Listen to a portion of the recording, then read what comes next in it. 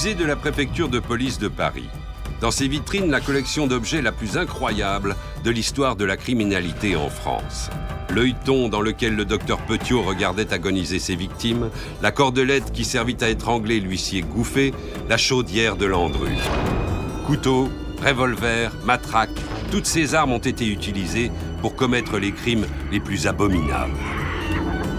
À partir du 19e siècle, les policiers font appel à la science pour résoudre leurs enquêtes. L'anthropométrie, l'étude de l'iris humain, la graphologie et la morphopsychologie sont utilisées. Dans les archives du musée, les comptes rendus d'enquête, les scripts des interrogatoires, les croquis des scènes de crime vont nous emmener sur la piste sanglante des plus grands meurtriers de l'histoire.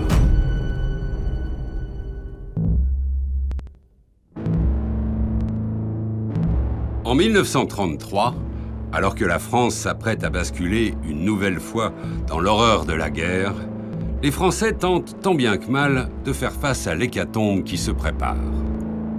Le krach boursier de 1929 a fait sombrer le pays dans la Grande Dépression. Le chômage et la pauvreté assombrissent le moral des Français.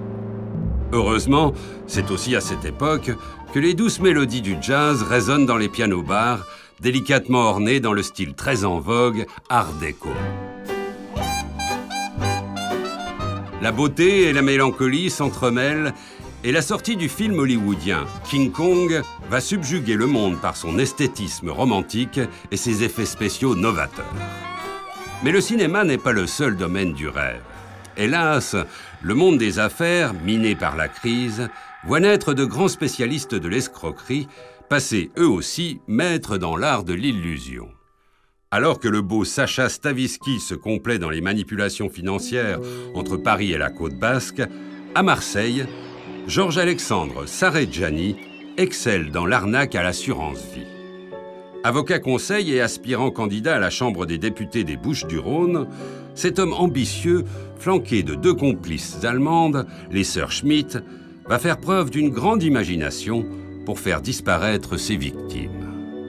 Le monde de l'escroquerie a un nouveau visage, celui de Sarret, l'homme qui volatilise les cadavres. L'affaire aura un tel retentissement que le réalisateur Francis Giraud la mettra en scène en 1974, sous le titre « Le trio infernal », avec Romy Schneider et Michel Piccoli en tête d'affiche.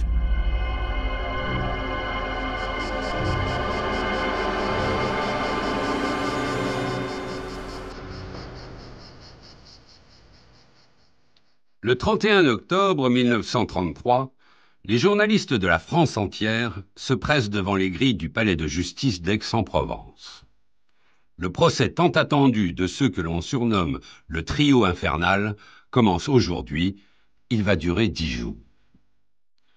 Une foule immense essaie de franchir les 3 barrages successifs, celui des soldats de l'infanterie coloniale, celui des gendarmes et celui des inspecteurs de la sûreté.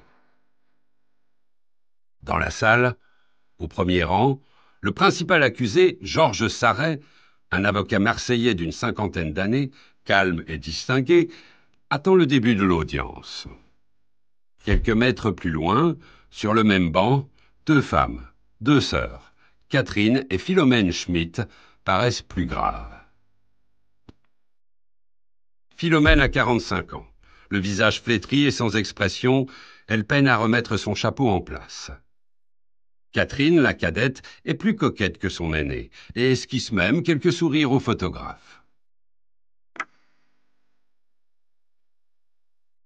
Quand le président, M. Gesta, entre dans la cour, les flashs des photographes se mettent à crépiter. Tout le monde se lève.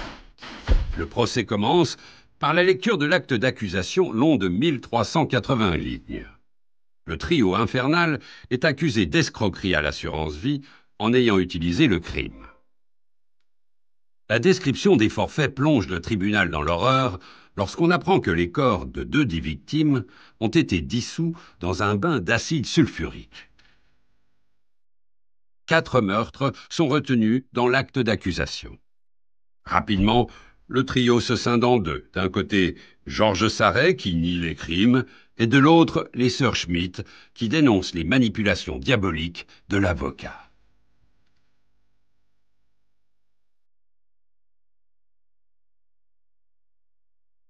Le retentissement de l'affaire, médiatique, a été très important, hein. Ne serait-ce que par l'aspect spectaculaire, effectivement, des corps dissous dans la baignoire, quoi. C'est quand même l'élément romanesque, entre guillemets, c'est du roman noir. Ça va être un des procès les plus courus de l'année et probablement l'un des plus courus de l'histoire du palais de justice d'Aix.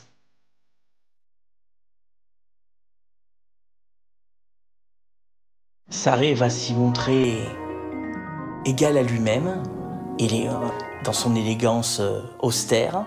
Les gens qui vont le voir pour la première fois, les journalistes notamment venus de la capitale, le procès est quand même très important. C'est le genre de procès dont on parle dans la presse nationale. Vont être surpris par cette allure. On a peine à imaginer que c'est d'abord froid, c'est d'abord digne, se cache un homme qui est capable de commettre autant de crimes dans des conditions aussi atroces.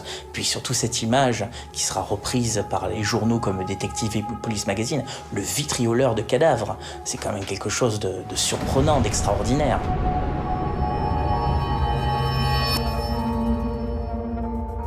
Tout commence 11 ans plus tôt, en 1922. Philomène Schmitt travaille à Marseille chez Lady Arnoux comme gouvernante. Elle n'aime pas beaucoup sa patronne, grande femme sèche et autoritaire, mais c'est une bonne maison. Et les gages sont intéressants, surtout qu'elle ne possède aucune aptitude particulière, sinon un don pour la couture. Philomène est allemande. Elle a passé la trentaine sans avoir réussi à se marier. Son père est simple officier de gendarmerie à Augsbourg. Cela fait 4 ans que la Première Guerre mondiale est terminée et ses racines germaniques ne facilitent pas son intégration dans ce pays qu'elle aime tant. Non, ce qui serait idéal, c'est qu'elle obtienne la nationalité française. Et pour cela, le mariage semble l'unique solution. Alors Philomène Schmitt, dans la France des années 20, c'est, comme on dit, une bauche. C'est un peu grossier, mais c'est quand même l'expression qu'on emploie. Elle est issue d'une famille pas très riche. Elle a fait des études dans une espèce de pensionnat très sinistre, très sévère, les jeunes filles anglaises, English Fräulein. Et on lui a appris en fait le métier de gouvernante. Et depuis quelques années, depuis 10 ans environ, elle exerce cette profession. Elle va de maison en maison, elle s'occupe des enfants, elle fait office de, pas de bonne, mais un peu plus. Elle est gouvernante. Donc Philomène vient d'abord vivre à Paris, où elle travaille tout en ayant des aventures galantes.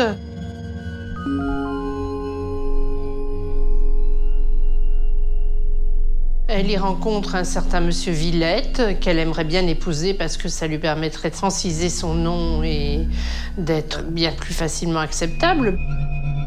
La personne chez qui elle travaille, Lady Arnoux, dont elle garde les 2 enfants, Anne et Édouard, va partir de Paris sur Marseille. Donc elle va l'accompagner à Marseille et monsieur Villette, son amant, l'accompagne. C'est un personnage un petit peu étrange, qu'elle voudrait bien épouser, mais ce monsieur est toujours marié à une dame allemande, bien qu'il prétende le contraire. Et les choses sont un peu compliquées, donc tout ça tourne dans la tête de Philomène, qui voudrait bien acquérir une notoriété et une notabilité toute simple en France. Perdue dans ses pensées, Philomène arpente les rues de Marseille. Son regard est attiré par une plaque de cuivre qui brille au soleil. Georges Sarret, avocat conseil. Étrange, elle n'avait jamais aperçu cette plaque auparavant. Superstitieuse et y voyant un signe du destin, Philomène prend un rendez-vous. La rencontre est chaleureuse. Les conseils de maître Sarret portent leurs fruits et au bout de quelques mois, Philomène épouse Villette, son amant. Lors de la cérémonie de mariage, Georges Sarret est présent. Catherine, la sœur cadette de Philomène, est venue d'Allemagne. Elle souhaite elle aussi prendre la nationalité française et s'installer à Marseille. Les conseils de Georges Sarret sont les bienvenus et on le voit de plus en plus souvent aux côtés des 2 sœurs. Il les aide d'ailleurs à ouvrir un atelier de couture. La rencontre de l'avocat se révèle bénéfique sous tous les rapports. Serait-il en train de modifier leur existence ?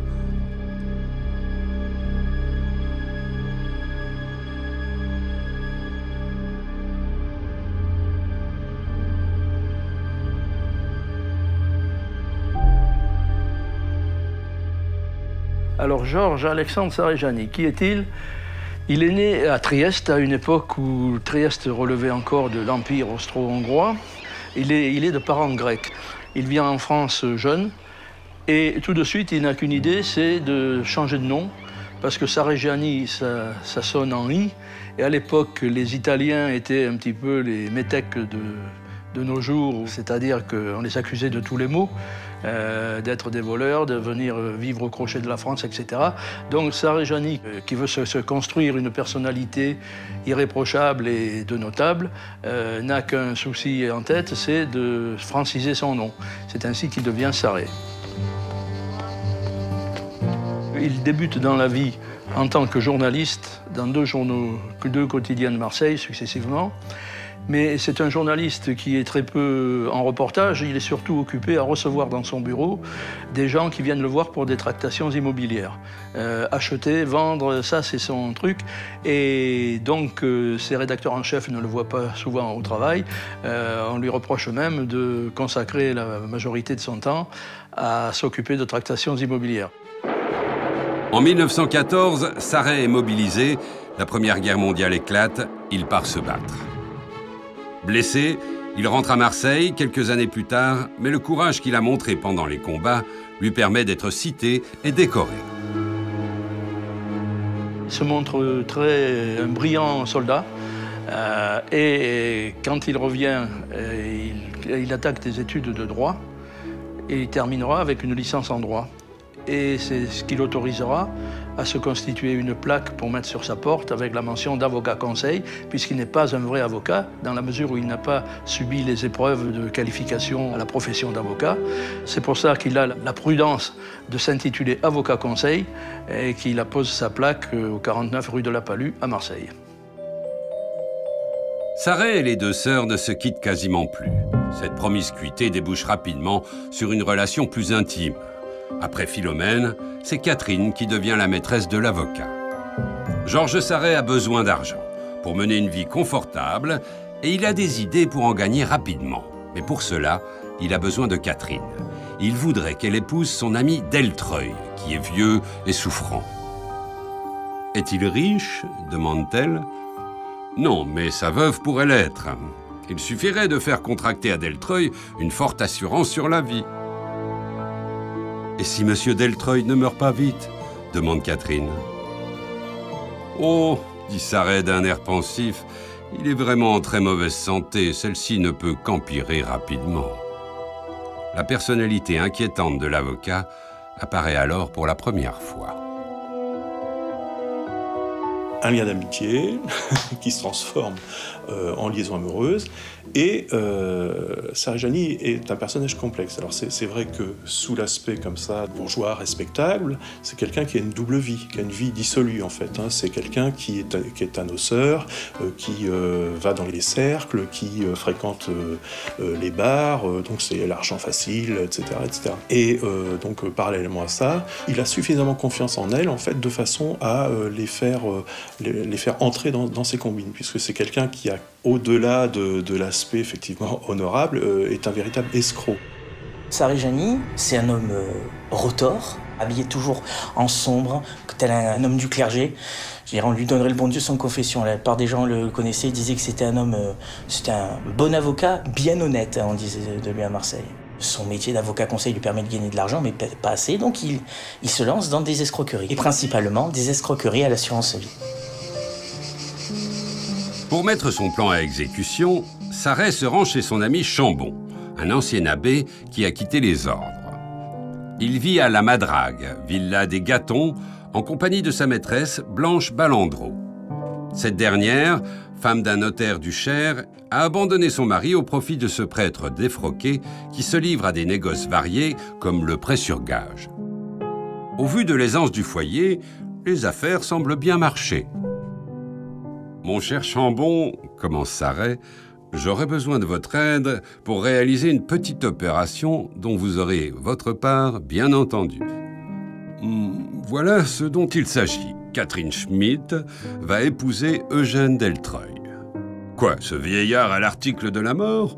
dit Chambon étonné. « Quel dommage pour une si jolie fille !» Saret comprend tout le parti qu'il peut tirer du mariage de Catherine avec Deltreuil, puisque Deltreuil est souffreteux, très malade, et il n'en a plus pour longtemps. Donc Saret se dit, en faisant conclure un contrat d'assurance vie sur la tête de Deltreuil à mon profit, plus exactement au profit de Catherine, je vais pouvoir encaisser la prime. Et c'est ce qui se produit. À la place de Deltreuil, Saret envoie le nommé Chambon à la visite médicale et le médecin qui passe à la visite de Chambon dit « ben, c'est bien pour son âge, il est bien conservé, il est en pleine forme, ce monsieur Deltreuil ». C'est ainsi que la prime reviendra à Saret. Chambon, c'est un individu qui habitait en Haute-Loire, qui est un prêtre défroqué et qui lui aussi est très intéressé par l'argent. Et lorsque le prêtre défroqué séduit la femme d'un riche commerçant en bois en Haute-Loire, et il lui suggère de partir avec lui, tout en lui suggérant d'emporter les économies du mari. Donc il se retrouve à Marseille, puisqu'il fallait partir loin quand même de la Haute-Loire, et puis autant qu'à faire, il valait mieux venir au soleil. Donc il part avec Blanche Ballandreau, qui est donc la femme de l'industriel, et 200 000 francs. Quelques mois plus tard, c'est le mari de Philomène, François Villette, qui est à l'agonie. Les sœurs Schmidt, en rentrant de promenade, le découvrent fiévreux et à l'article de la mort. « Il faut appeler le docteur !» s'exclame Catherine. Philomène ne semble pas particulièrement touchée, mais elle décroche toutefois son téléphone. Le docteur Murat arrive quelques instants plus tard et ne peut que constater le décès de Villette, dont il diagnostique une attaque cardiaque. Philomène se transforme aussitôt en veuve éplorée et la concierge, venue prendre des nouvelles, la prend dans ses bras pour la réconforter. « Oh ma pauvre, vous n'avez pas de chance. Vous ne l'avez pas gardé bien longtemps, votre mari. » Quelques semaines plus tard, c'est dans sa tenue de veuve que Philomène assiste au mariage de Catherine avec monsieur Deltreuil. C'est un homme qui a combien, 30 ans, une trentaine d'années de plus que Catherine. Donc on va dire c'est un mariage bien mal assorti. Ça pourrait être un mariage de convenance, mais bon, de toute évidence, c'est le mariage de la carpe et du lapin. Mais la cérémonie est joyeuse et Saret sourit en pensant que son plan commence à prendre forme. Le marié a souscrit le matin même une assurance vie. Dès la sortie de l'église, Catherine met son mari dans un taxi. Le baiser qu'elle lui donne est un baiser d'adieu. Elle n'a pas du tout l'intention de le revoir avant sa mort. Les sœurs Schmidt, Saret, Chambon et la compagne de ce dernier, Blanche Ballandreau, vont ensuite fêter joyeusement la réussite de la première phase d'une opération qui devrait leur rapporter 100 000 francs. À la grande satisfaction de Saret, Deltreuil meurt 4 mois plus tard. C'est Madame Prieur, une amie, qui le retrouve inanimé, assis dans son lit. Le docteur Murat constate le décès de son patient, mort de vieillesse selon lui. Catherine touche les 100 000 francs de l'assurance vie et Saret partage l'argent. À la tête d'une véritable fortune, Philomène et Catherine s'empressent de s'offrir des fourrures et des bijoux. Elles sortent dans les bars et les restaurants huppés de Marseille. Bien, à partir du moment où les sœurs Schmidt vont toucher l'héritage et l'assurance vie de leurs époux respectifs, elles vont radicalement changer leur train de vie. C'est-à-dire que leur métier, l'une couturière, l'autre gouvernante, ça va un peu passer à l'as. Et elles vont se faire plaisir, chose qu'elles n'avaient pas eu l'occasion de faire, mais dans l'excès. Surtout Catherine, qui apprécie les belles toilettes, qui apprécie les sorties, elle va aller au casino, elle va dépenser et tout. En cela, elles seront un peu inspirées par le mode de vie de leur amant commun, Saret, qui est tout à fait de ce genre, sous ses allures, on va dire, austères et sérieuses. Donc il est plutôt un jouisseur et les sœurs sont contaminées par sa façon de vivre. Un soir, sans s'annoncer, Saret débarque chez les sœurs Schmidt. Il fume nerveusement et écrase les cigarettes à peine allumées.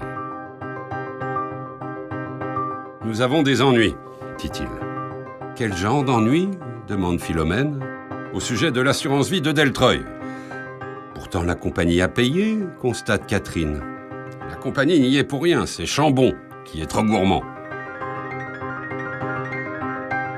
Chambon donc a été mêlé dans plusieurs affaires d'escroquerie et il s'estime floué. En cela, on ne peut pas spécialement lui donner tort non plus, mais comme c'est un escroc, les deux hommes sont des escrocs, et l'un est plus gourmand que l'autre. Donc Chambon a manifesté son désir de récupérer un peu de l'argent qu'il n'a pas eu jusque-là. Et Sarré n'a pas spécialement ni l'envie, ni l'argent réclamé. Chambon s'énerve, Chambon menace. Après tout, une escroquerie, lui, il n'est que simple complice. Il a passé un examen médical, et il n'a empoisonné personne, il n'a s'est chargé de tuer personne. Donc, s'il y a arrestation, et s'il y a condamnation, elle sera minime le concernant. Pas pour Sarré. Sarré, en plus, qui a cette réputation, qui est homme d'affaires, qui commence à avoir des idées politiques même dans Marseille, qui commence à avoir une véritable ambition municipale. Donc ça serait la fin de tout pour lui. On monte un guet-apens pour se débarrasser de Chambon. Le guet-apens consiste à lui faire dire par Catherine que Sarré est désolé de l'inimitié qui s'est installée entre eux, et il propose de venir le voir à la Villa l'Ermitage pour en discuter et puis pour essayer de faire la paix. Tuer Chambon. Les sœurs Schmitt sont effrayées par le plan diabolique de Sarré. Mais que faire? Elles ne vont pas aller en prison à cause d'un abbé défroqué avide d'argent. Pour ne pas les choquer davantage, Sarré ne leur a pas dévoilé tout son plan. Et elles exécutent, comme de bons petits soldats, les ordres de leur mentor. Alors, Catherine est sous l'influence de Sarré. C'est certain, au moins dans tout le début de l'histoire. Philomène, un peu moins. Elle est de 7 ans plus âgée, déjà, et elle a un peu plus la tête sur les épaules que sa jeune sœur. Sa jeune sœur est complètement fascinée, hypnotisée par ce personnage qui a l'argent facile, qui les sort, qui les emmène au restaurant, dans des bons restaurants, qui leur offre le champagne. Catherine est une grande amatrice de champagne. Il utilise cette emprise, ce pouvoir qu'il a sur elle, pour leur faire peur et leur dire « vous ne pouvez rien révéler de ce que nous avons fait ensemble, sinon ce sera Montpellier », puisque c'est comme ça qu'il définit à chaque fois le fait qu'elle pourrait se retrouver en prison à Montpellier. Première étape, Sarré demande aux sœurs Schmitt de louer une villa isolée dans les environs de Marseille. Après avoir visité quelques maisons, leur choix s'arrête sur la villa l'Ermitage, près d'Aix-en-Provence. Entourée d'un jardin mal entretenu, envahie par les broussailles, cette maison est entièrement close et loin de toute habitation. Deuxième étape, sous prétexte qu'il aime prendre des bains, il leur demande d'acheter une baignoire. Catherine proteste contre cet achat superflu, alors qu'ils ne vont rester que 6 semaines dans cette maison. Mais Sarré se met en colère et se fâche contre elle. Si vous ne faites pas ce que je vous dis, il vous en coûtera cher. Sarré se montre de plus en plus autoritaire avec les deux sœurs. Et lorsqu'il demande à Philomène d'acheter une motocyclette d'occasion, elle s'exécute. « À quoi va servir cet engin ?» demande-t-elle. « Cette moto ne roulera pas, elle servira à faire du bruit. Nous la rangerons dans le garage de la villa. Lorsque je vous le dirai, vous la mettrez en marche et le bruit du moteur couvrira celui du coup de feu qui abattra Chambon. » Ce qu'il n'a pas dit aux sœurs Schmitt, c'est qu'il veut se débarrasser des corps en les dissolvant dans de l'acide sulfurique. Il se charge d'ailleurs lui-même d'acheter le dangereux liquide. Il ne reste plus qu'à déterminer le jour du crime. D'un commun accord, il est fixé au 19 août 1925. Au départ, Sarré est un escroc, très certainement. Et il est un escroc parce qu'il est un pervers et que pour lui, la loi n'existe pas. Les autres n'existent comme des individus qu'il peut manipuler à sa guise et utiliser comme des objets quand il en a besoin. Il n'éprouve aucune culpabilité. Il est très ambitieux, très fier de lui et tous ces traits-là qui sont caractéristiques de la personnalité perverse. Et je crois que le crime n'est arrivé dans son histoire que par ricochet, en quelque sorte.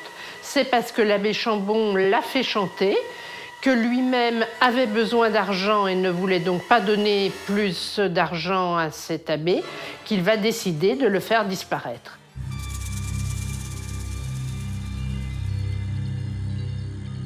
Le 19 août 1925, à la villa L'Ermitage, Philomène, cachée dans le garage, guette l'arrivée de Catherine.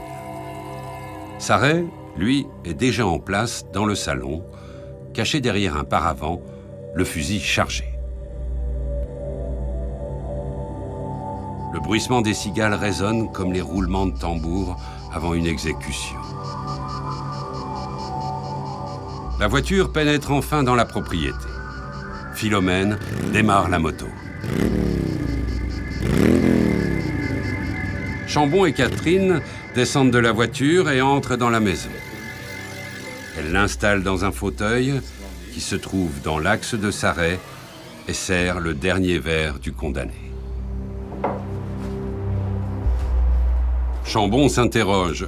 « Mais où est Georges ?»« Il est dans le jardin, » dit Catherine, et elle fait mine de l'appeler par la fenêtre. « Georges, où êtes-vous » C'est le signal. Sarret tire et touche l'ex-abbé en plein visage.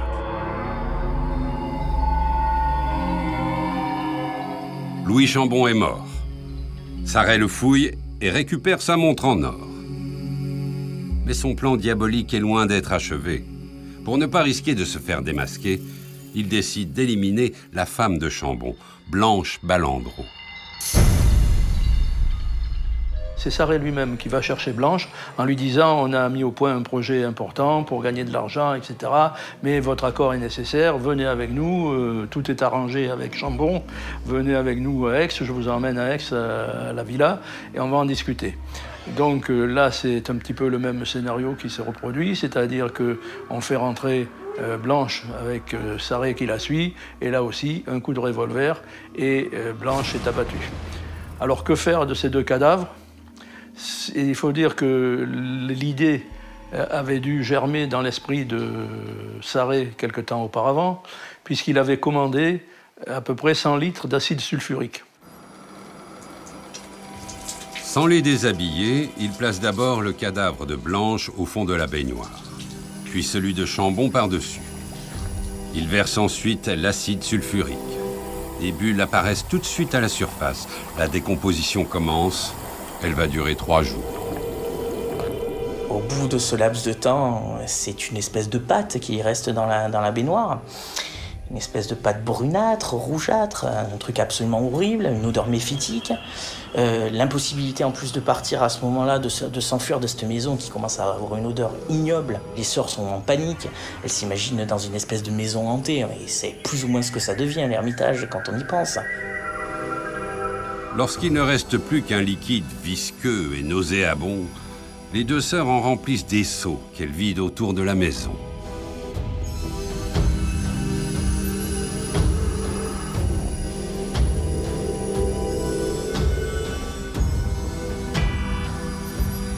Il nettoie la maison. La location est prolongée d'1 mois parce que le nettoyage est quand même laborieux. Par endroits, la peinture est complètement partie. Donc c'est un petit peu visible.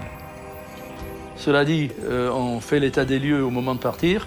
Le propriétaire qui est là trouve qu'il y a des traces un peu bizarres dans sa maison et il commence à se mettre en colère. Ce à quoi Sarret lui dit « Écoutez, elles ont été imprudentes, elles n'ont pas fait très attention, mais je peux vous indemniser, voilà ma carte. » Et il a l'imprudence qu'il n'a pas d'habitude, il a l'imprudence de laisser sa carte de visite avec son adresse au propriétaire pour le calmer. Bon, le propriétaire se calme sur le moment, mais quand même cette histoire le travaille, d'autant plus qu'on a aussi trouvé dans le jardin une chaussure de femme qui était à moitié rongée. On ne sait pas par qui, mais évidemment on ne pense pas encore à l'acide, mais une chaussure de femme rongée. Alors le propriétaire fait état de ses soupçons à un capitaine de gendarmerie en retraite qu'il connaît bien, et le capitaine vient voir, il trouve en effet que ces traces ne sont pas très honnêtes, et à ce moment-là, il en fait part à un juge d'instruction de ses amis. Le juge d'instruction souhaite exploiter ses doutes et il transmet un rapport au procureur. Mais c'est là que se produit un coup de chance pour Sarré, c'est que Sarré, notable marseillais, on n'y touche pas. C'est pas possible que Sarré soit l'ami de ces gens qui ont tellement abîmé la maison. Donc ça va se terminer par rien, par de l'eau de boudin, disons. Hein. C'est qu'à cette époque, la police met en pratique l'axiome « pas de cadavre, pas de crime ».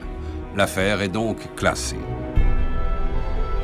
Pour la première fois de l'histoire du crime, un homme a réussi à faire disparaître quasiment en intégralité le corps, ce qui est souvent la chose qui permet d'arrêter un criminel. Là, il n'y a plus de traces ni de Chambon, ni de Blanche Ballandon. C'était la première fois qu'un criminel utilisait le vitriol, l'acide pour cela. Et il aura des successeurs dans cela. Il aura un tueur en série anglais dans les années 40 qui fait ça. Et par la suite, ça sera utilisé également au cinéma. Dans Nikita, par exemple, un personnage fait exactement la même chose. Donc il n'a rien inventé, ce n'est pas de la fiction. C'est carrément une utilisation d'une véritable affaire criminelle dans ce petit détail affreux. Il est vrai qu'avant lui, des milliers de malfaiteurs avaient cherché des moyens nouveaux de dissimuler un cadavre. Et faute de les découvrir, s'en étaient tenus aux vieilles méthodes. Ce n'est pas grand, un cadavre. C'est une masse peu volumineuse, mais il tend toujours à révéler sa présence par sa résistance à la destruction et par la manifestation de son odeur. Cacher la victime, c'est souvent cacher le crime. Le moyen le plus communément employé par les criminels, celui qui leur paraît le plus sûr, est l'enfouissement. Cependant, presque tous les corps ensevelis dans le sol finissent par être découverts. Même après des siècles, un squelette reste décelable. On peut imaginer que certaines des victimes de Landru seront retrouvées un jour ou l'autre dans la forêt de Rambouillet. Les victimes jetées à l'eau, le corps lesté de poids, remontent aussi, souvent, à la surface. C'est le cas de l'Américain Wall, tué par Guy Davin. L'incinération elle-même laisse des traces. Il demeure des résidus, des restes humains calcinés. Le docteur Petiot s'est fait arrêter à cause des fumées nauséabondes qui émanaient de sa chaudière et asphyxiaient les rues chics du 16e arrondissement de Paris. Les dépeceurs ne font que compliquer leur affaire.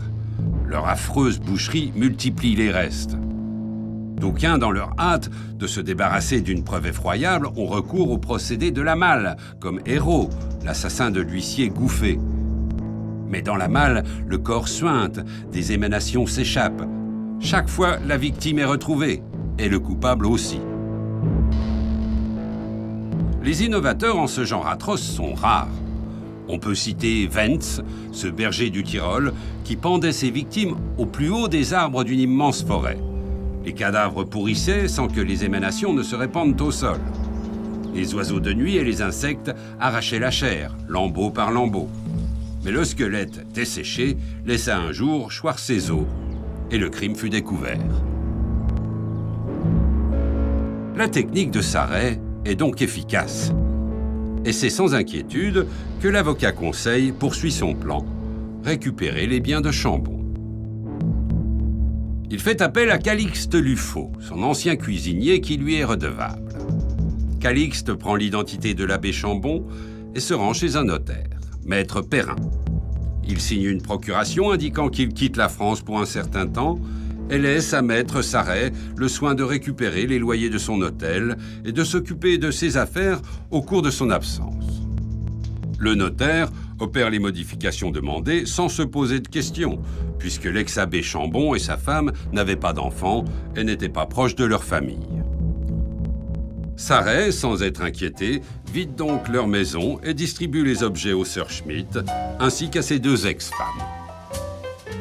Donc tout va bien dans le ciel de Sarré, tout va bien pour lui, et il en profite pour mettre son temps libre à la fabrication de sa gloire, en organisant des réceptions dans ses bureaux, en soignant la classe politique de Marseille.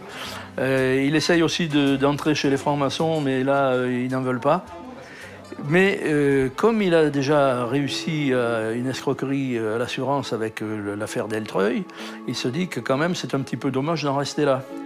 Et chaque jour, quand il se rend à son bureau, il passe devant l'échoppe d'un cordonnier, un vieux cordonnier italien très malade, qui manifestement n'en a plus pour longtemps à vivre, et il se dit, tiens, pourquoi pas une assurance vie sur la tête du cordonnier. Alors il contacte son épouse, il se fait passer pour le grand seigneur prêt à aider la famille en lui versant un petit peu d'argent, etc. Il convainc le cordonnier, Di Lorenzo, de souscrire une assurance vie.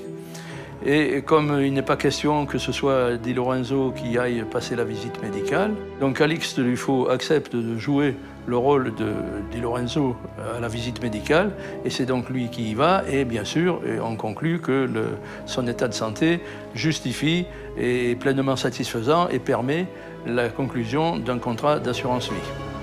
Le contrat s'élève à 500 000 francs.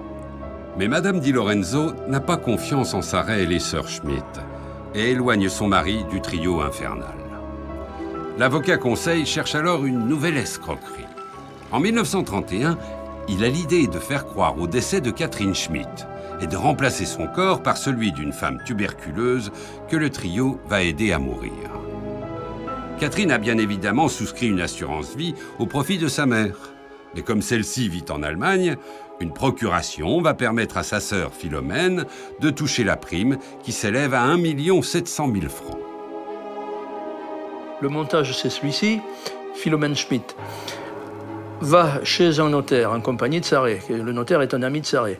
Mais Philomène Schmitt se grime, se maquille, elle garde une voilette noire absolument impénétrable tout le temps de l'audience chez le notaire.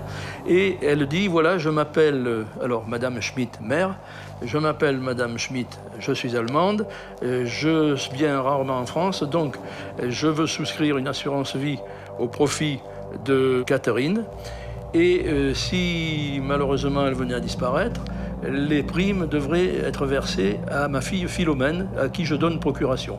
Donc voilà Philomène Schmitt, qui se donne procuration en quelque sorte à elle-même en se faisant passer pour sa mère, et le notaire n'y voit que du feu, d'autant plus que là c'est pareil, il y a la caution de Maître Sarret, alors là, s'il y a la caution de Maître Sarret, c'est béton, hein, il n'y a pas de souci à avoir. Là, c'était un gros coup, puisqu'il y avait plusieurs assurances vie qui étaient mises. Je ne veux pas dire que c'était le dernier coup avant la retraite, mais c'était une opportunité de se faire de l'argent, beaucoup d'argent, et puis peut-être de voir venir pendant quelques années supplémentaires. Le trio infernal va porter son choix sur une jeune femme hospitalisée à l'hôpital de la Conception. Magali Herbin, très malade et orpheline, est accueillie dans leur villa. Elle est entourée de prévenances, amenée au cinéma, au restaurant, gavée de pâtisseries et invitée à boire sans retenue. La pauvre femme montre une certaine résistance à ce traitement et se plaît avec les sœurs Schmitt. Mais Sarret est pressé de toucher le pactole. Il l'empoisonne en mettant des sels de zinc dans une bouteille de champagne. Magali Herbin meurt le 29 mai 1930.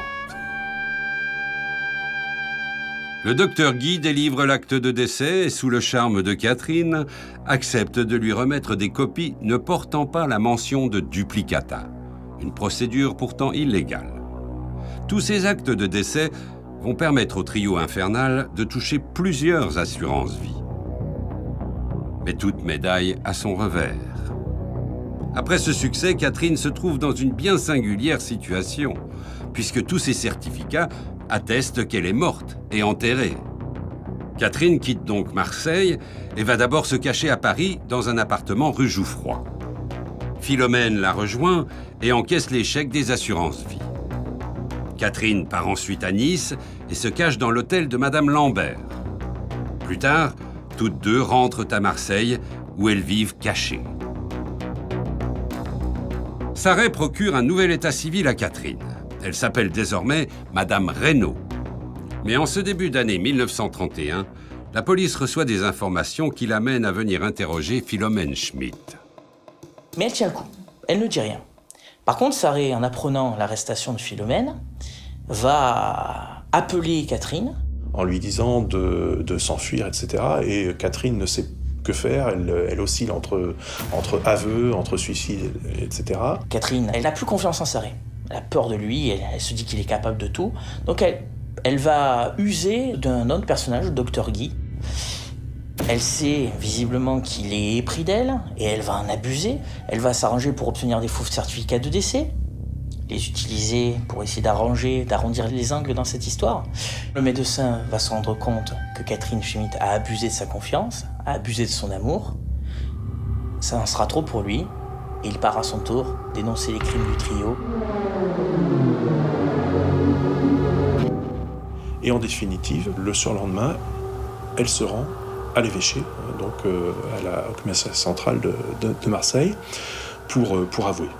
Catherine explique au commissaire Calme toute la machination de 1931, à savoir que la personne qui était censée être décédée est une jeune femme qui était donc malade, tuberculeuse, que sa sœur Philomène aurait rencontrée à l'hôpital.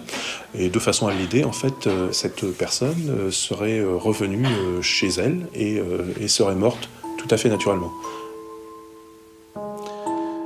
Naturellement, le commissaire se pose des questions, puisque ça fait quand même un certain nombre de morts suspectes avec toujours des intérêts similaires autour de ces deux sœurs et du trio. En réalité, on n'en saura pas plus en ce qui concerne cette jeune femme, mais voilà, donc il y a eu une substitution de corps et donc une nouvelle escroquerie. Le chef de la sûreté, M. Cals, fait exhumer le corps de Magali Herbin. Le professeur Barral de Lyon est chargé de faire une analyse toxicologique. Le résultat est sans appel. Les viscères de la pauvre fille contiennent 2,70 g de zinc, alors que 50 centigrammes peuvent provoquer la mort. Georges Sarret est convoqué par le juge Rochu. Sentant l'étau se resserrer, il nie toute implication. Les sœurs Schmitt, elles, parlent. Surtout Catherine, qui va révéler le double meurtre de Chambon et sa maîtresse. Quand l'heure de la confrontation arrive, Sarret les accuse toutes les deux d'être les instigatrices des crimes. Le juge Rochu, qui mène l'instruction, va se retrouver face à un cas assez rare. Il n'est pas fréquent que des hommes de loi se retrouvent accusés de crimes, accusés surtout de crimes de sang. Sarret avait donc cette réputation non usurpée d'être un avocat habile. Il connaît la loi, il connaît la justice. Et il va user de tous les artifices possibles et imaginables pour retarder l'échéance d'un procès. Dans un premier temps, il va dire qu'il a des révélations à faire et que ces révélations, ça consiste à dire qu'une fille naturelle de Philomène Schmitt, qui était restée en Allemagne, serait venue, et c'est cette fille-là qui aurait apporté le poison et versé le poison de Magali Herbin, entre autres. Et elle existe effectivement, on met un certain temps à la retrouver, mais elle est très vite disculpée. Alors, autre obstacle que Sarret va semer sur la route, c'est de dire que les deux sœurs Schmitt étaient en fait des espionnes envoyées par l'Allemagne pour espionner la France, d'autant plus qu'elles se sont trouvées là pendant la guerre de 14-18. Donc, c'est forcément des espionnes, et voilà. Alors, il multiplie tous les obstacles juridiques qu'il trouve pour retarder la conclusion de l'enquête. L'instruction qui aurait pu être très rapidement faite va durer 31 mois avant qu'enfin on puisse mener Sarret et les sœurs Schmitt devant la cour d'assises des Bouches-du-Rhône. Judiciaire de l'affaire se déroule donc le 21 octobre 1933 devant les assises des Bouches-du-Rhône à Aix-en-Provence. Nous avons non seulement 3 accusés, mais 8 en réalité. Il y a 5 autres complices, donc le trio infernal qui est donc accusé d'assassinat et complicité, de faux usage de faux et d'escroquerie. Et puis, parallèlement à ça, les 5 autres personnes sont accusées alors de recel, complicité, d'escroquerie ou faux et usage de faux. Les 5 supposés complices qui comparaissent dans l'affaire sont le docteur Guy, la fille de Sarret-Gianni, André, Calixte Luffaut et les 2 notaires, messieurs Brun et Ciotis. Alors le jour du procès, il y a beaucoup de monde dans la salle, des notables et aussi des petits voyous, mais il y a surtout beaucoup de journalistes. Et on remarque aussi que les avocats à la barre sont des avocats renommés. Il y a Mourou Jafferi, et il y a Campengi, il y a Pollack. Tous les ténors se sont donné rendez-vous pour un procès hors norme. Et procès hors norme, il l'est, notamment bien sûr par la personnalité des protagonistes, mais aussi parce que la France entière a parlé de l'affaire et toute la presse l'a suivi. Sarret va s'y montrer, on va dire, égal à lui-même, et dans son élégance austère. Et les sœurs Schmitt, elles, sont, on va dire, par rapport à lui, très effacée, très discrète. Le jour du procès, on constate que le fameux trio, explose, puisque Sarré, comme il l'a fait tout au long de l'instruction, Sarré tente de tout faire porter par les sœurs Schmitt. Et les sœurs Schmitt, d'ailleurs, auront cette déclaration, enfin Philomène dira « Nous ne voulons plus voir cet homme, il nous a fait trop de mal ». Alors il a un comportement extrêmement défavorable à son égard pendant le procès, puisqu'il s'arroge un petit peu la présidence des débats, en disant « Oui, voilà, elles disent n'importe quoi, mais il faut que vous m'écoutiez parce que c'est moi qui dis la vérité ». Il est passé par toutes les possibilités également donc, durant l'instruction, mais également pendant le procès, en essayant de faire croire notamment que dans l'affaire Chambon, il n'avait fait que se défendre, que la mort de Chambon était un accident, et que c'était Chambon qui avait échafaudé un plan pour le faire, lui, Sarré, disparaître, l'abattre, le faire tremper dans une baignoire remplie d'acide. Donc il essaie de se faire considérer comme une victime de circonstances malheureuses. Un criminel peut avoir toutes sortes de personnalités. Un criminel psychotique va s'acharner sur son cadavre, être capable de donner 40 coups de couteau et de ne pas du tout chercher à cacher le cadavre en question parce qu'un psychotique n'a vraiment aucun sens de la loi. Un pervers, lui, il sait que la loi existe, mais il la dénie, il la tord, il la transforme, il l'utilise à sa façon, mais il lui faut toujours garder la face haute. La seule chose qui est insupportable pour un pervers, c'est d'être humilié.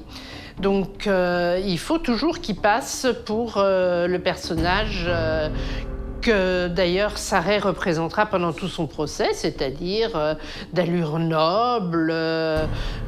C'est une erreur si je suis ici au banc des accusés. Je n'ai rien à voir dans cette histoire. Je ne dois jamais perdre la face. Le 31 octobre 1933, la salle d'audience du tribunal d'Aix-en-Provence est bondée et ses abords sont envahis par la foule. 300 personnes ont pu entrer dans la salle et ils ne céderaient leur place pour rien au monde, au point de renoncer à sortir pour dîner. Les curieux escaladent les fenêtres et l'on est obligé de renforcer la garde mobile. Dans toute la ville, on se rapporte les débats. Et l'on attend fébrilement le verdict qui devrait être prononcé en fin de journée. Les jurés doivent répondre à 197 questions. Il leur faudra près de 4 heures pour statuer. Les oui et les non égrenés au fil des questions ont répondu à la satisfaction de tous, condamnant inéluctablement Sarré à la peine capitale.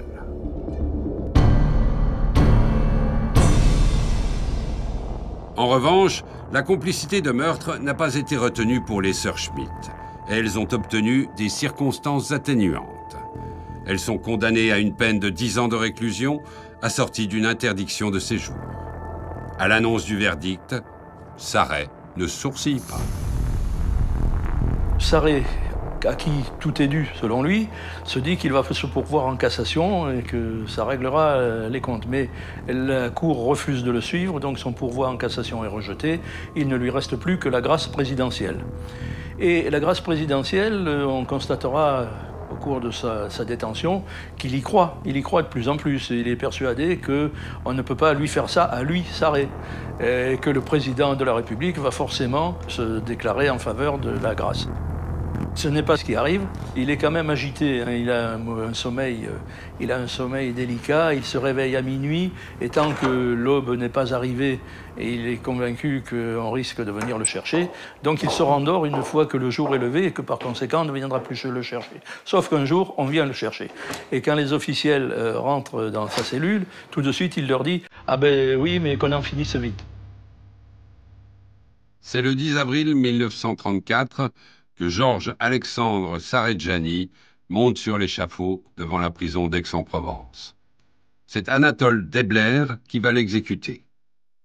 Le condamné refuse la cigarette et le verre de rhum qu'on lui tend, puis il boit une tasse de café en priant le bourreau de faire vite.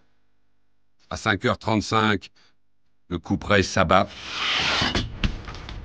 Pour la dernière fois, il n'y aura plus aucune exécution à Aix-en-Provence.